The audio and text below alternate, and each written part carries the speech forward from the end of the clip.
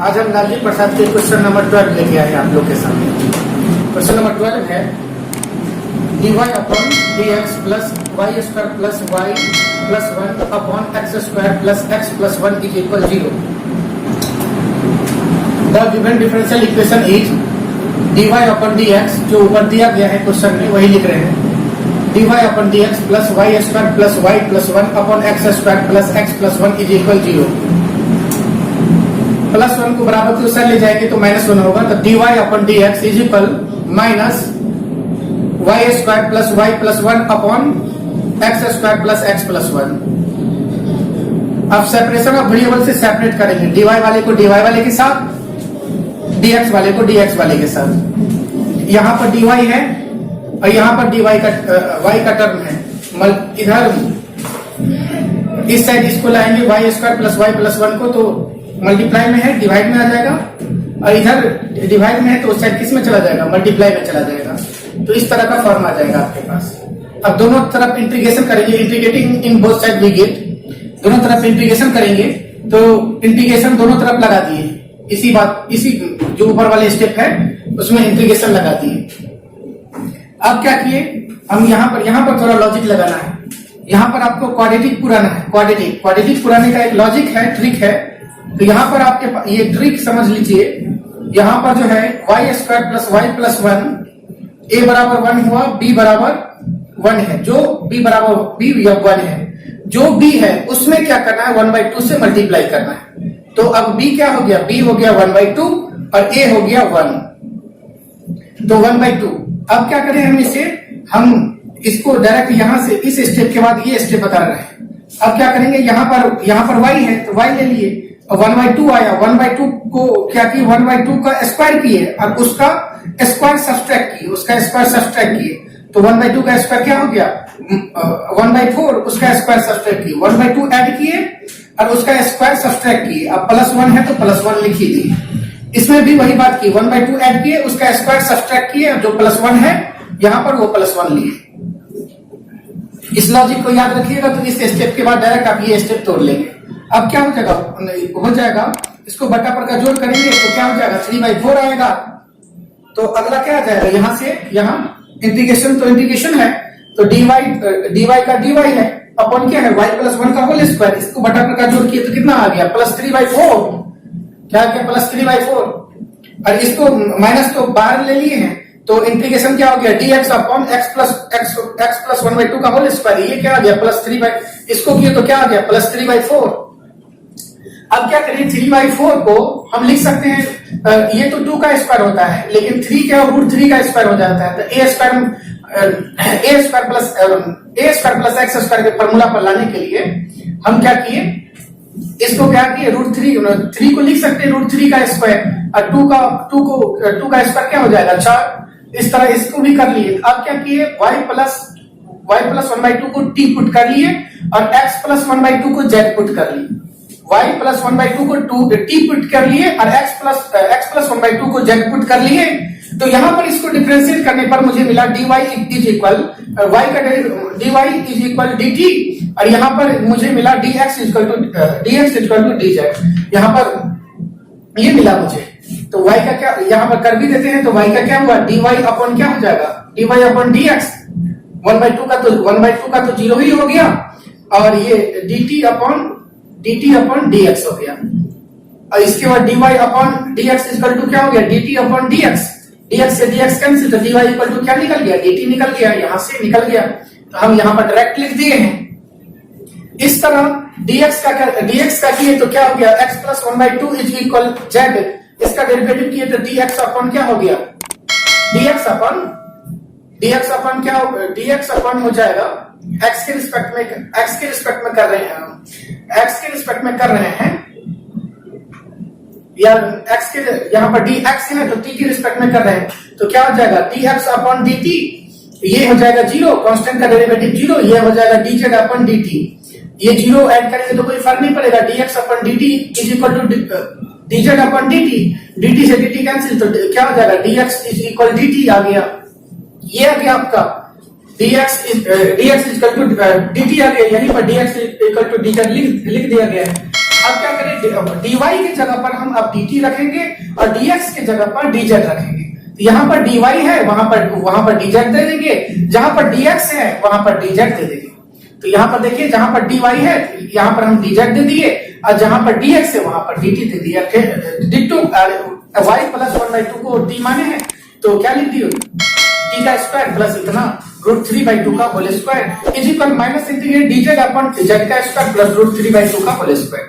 अब ये फार्मूला किसका होता है, integration dx upon x square plus a square. ये हुआ हो गया आपका x स्क्वायर, ये हो गया आपका a स्क्वायर, ये हो गया x स्क्वायर, ये हो गया a स्क्वायर, ये हो गया आपका x स्क्वायर, ये हो गया a स्क्वायर। तो ये हो गया 1 upon x square plus a square का फॉर्मूला होता है 1/a tan inverse x by a plus c। तो 1/a a की जगह पर √3/2 है तो √3/2 लिख दिए, tan inverse x by a x की जगह पर t है तो t, a की जगह पर √3/2 है तो √3/2 माइनस तो माइनस, इसके बाद 1/a a की जगह पर 1 है, a की जगह पर √3/2 है तो √3/2, इसके बाद tan इनवर्स x की जगह पर z है तो z by a की जगह पर √3/2 प्लस कांस्टेंट मान लीजिए, सभी tan में है तो tan इनवर्स c ले लिए। ठीक, यहाँ पर 1/√3/2 tan inverse t upon √3/2 is equal to minus 1/√3/2 tan inverse z by √3/2 plus tan inverse c। यहाँ तक आ गया। अब क्या करेंगे, बटा का बटा ऊपर चला जाएगा तो क्या हो जाएगा 2/√3 tan इनवर्स 2t बटा ये ऊपर चला जाएगा 2t/√3 इज इक्वल, ये ऊपर चला जाएगा तो -2/√3 इंटू tan इनवर्स, ये ऊपर चला जाएगा 2z/√3 plus tan inverse c आ जाएगा। आप क्या करेंगे, ये जो है इसको बराबर के इस साइड ले आएंगे, बराबर के इस साइड ले आएंगे तो क्या हो जाएगा 2/√3 tan इनवर्स 2t/√3 इसी साइड रहेगा, इसको बराबर के इस साइड ले आएंगे तो माइनस प्लस में चेंज हो जाएगा, तो 2/√3 tan inverse 2z/√3 is equal tan inverse c हो जाएगा। अब हमें फार्मूला क्या देखना है, tan inverse x plus tan inverse y का फार्मूला देख रहा है। तो सबसे पहले हम उससे पहले वाला काम हम क्या करेंगे, दोनों में से 2/√3 कॉमन ले लेंगे।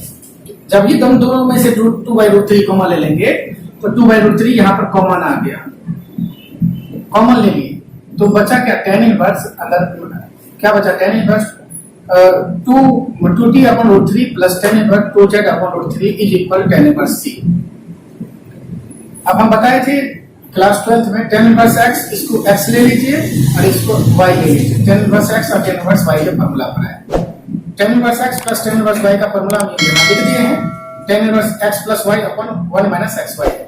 x के जगह पर ये पुट करेंगे, y के जगह पर तो tan इनवर्स x ये हुआ, tan इनवर्स y ये हुआ, तो क्या हो जाएगा tan इनवर्स x के जगह पर ये पुट कर देंगे 2t/√3 और y के जगह पर 2z/√3 और 1 माइनस x के जगह पर 2t/√3 y की जगह पर 2z/√3। अब क्या करेंगे, ये tan से ये tan मन ही मन कैंसिल कर देंगे, सिर्फ बचेगा c। तो 2/√3 tan से tan कैंसिल हो गया तो बचा 2/√3 into 2t/√3 plus 2z/√3 upon 1 minus 2 दूनी 4 हो गया, 4 4 यानी 4tz/3, 2 दूनी 4 4 2 दूनी 4 कर दिए, t और z को मल्टीप्लाई कर दिया अपॉन 3, बटा पर का जोड़ किए तो 2/√3 बटा पर का जोड़ किए तो √3 को एलसीएम ले लिए, एलसीएम लेने के बाद क्या बचा 2t प्लस 2z अपॉन 3 को एलसीएम ले लिए तो मल्टीप्लाई हो गया 1 से, तो 3 minus 4t/3 is equal c। फिर आगे चलते हैं, यहाँ पर देखिए इसके बाद अगला स्टेप क्या किए, इसी स्टेप को बटा का बटा ऊपर में लिख दिए, इस मल्टीप्लाई के केस में लिख दिए। इस केस में जब भी हम इस केस में लिखे तो मेरा इस तरह से आया 2/√3 into 2t plus 2z/√3 into क्या हो गया, इंटू जो हो गया 3/3 माइनस 4t/z लिख गया। अब क्या हो गया, यहाँ पर √3 है और यहाँ पर 3 है, 3 को √3 इंटू √3 लिख सकते हैं, तो इसको हम किससे कैंसिल कर देंगे, √3 से कैंसिल कर देंगे, तो ये कैंसिल हो गया। तो बचा क्या 2/√3 बचा क्या 2/√3 2t प्लस 2z अपन ये तो कैंसिल हो गया, ये इसके इंटू में हो गया √3 अपॉन ये बच गया 3 माइनस 4tz। अब ये 3 से ये 3 हम कैंसिल कर दें। कैंसिल करने के बाद मेरे पास इसको मल्टीप्लाई किए तो 4t और इसको मल्टीप्लाई किए तो 4z अपॉन क्या 1 minus 4tz is equal to c बचा। यहाँ मल्टीप्लाई में है, डिवाइड में है, इस साइड मल्टीप्लाई में गया 4t plus 4z is equal to c into 3 minus 4tz आया। अब क्या किया हम t का वैल्यू पुट किए। t का वैल्यू क्या है y प्लस 1/2 और z का वैल्यू x प्लस 1/2 है, जो भी इक्वेशन नंबर यूजिंग फर्स्ट और सेकंड में हम इस बातों को लिए हैं, t पुट किए थे वहां पर। तो x के t की जगह पर बैठा दिए और x z की जगह पर बैठा दिए और c तो वहीं पर है 3 माइनस t की जगह पर 4, तो 4 ऐसे ही है एज इट इज है, और t की जगह पर y प्लस 1/2 और x की जगह पर x प्लस z की जगह पर x प्लस 1/2 कर लिए। अब इसको सिंप्लीफाई किए, इसको मल्टीप्लाई किए तो 4y हुआ, इसको मल्टीप्लाई किए तो 2 हुआ, इससे मल्टीप्लाई किए तो 4xy, इससे मल्टीप्लाई किए तो 2 होगा। फिर इसको तो एज इट इज हम ऐसे रहने दिए। यहाँ पर क्या किया -3 तो 3 है, -4 इसको मल्टीप्लाई किए तो 4y हुआ, फिर इसको 4 को 1/2 से मल्टीप्लाई किए तो 2 बचा, फिर इस x प्लस 1/2 को तो x प्लस 1/2 ही लिख दिए। अब देखिए क्या 2 और 2 कितना हो गया, यहाँ पर 2 और यहाँ पर 2 4 हो गया, तो 4x को पहले लिख दिए, 4y को बाद में लिख दिए, और 2 और 2 4 हो गया, ये लिख दिए। इज इक्वल c यहीं पर है, 3 एज इट इज यही है, यही लिख दिए। अब क्या किए, अब क्या किए, इस दोनों को मल्टीप्लाई किए, तो मल्टीप्लाई करने पर 4y और x को मल्टीप्लाई किया तो -4xy हुआ, फिर इसको इससे मल्टीप्लाई किए तो ये इतना आ गया, फिर पहले इसको इससे किए, फिर इसी को इससे किए, फिर इसको इससे मल्टीप्लाई किए, फिर इसको मल्टीप्लाई किए। मल्टीप्लाई करने पर आपको इस तरह से आएगा। फिर दोनों में से 4 कॉमन लिए, यहाँ पर 4 कॉमन लिए तो x प्लस y प्लस 1 बचा।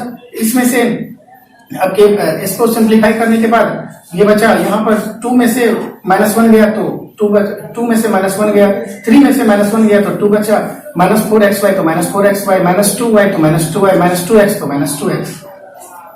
c इधर मल्टीप्लाई में इससे डिवाइड में आएगा तो 4/c x plus y plus 1 बचा। इसके बाद यहाँ पर देखिए, यहाँ पर दिख रहा होगा, तो 2 माइनस 4xy माइनस क्या हो गया, -2y -2x हो गया।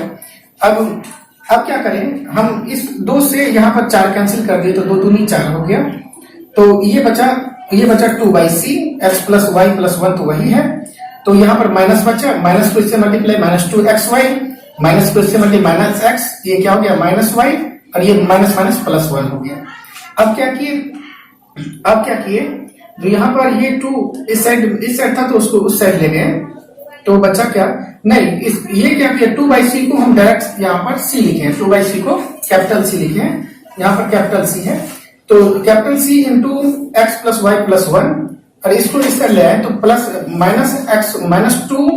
-2xy जो बराबर के इस साइड आएगा तो +2xy बचेगा, -x बराबर के इस साइड आएगा तो +x बचेगा, -y तो +y, और +1 होगा, +1 को हम उसी साइड छोड़ दिए।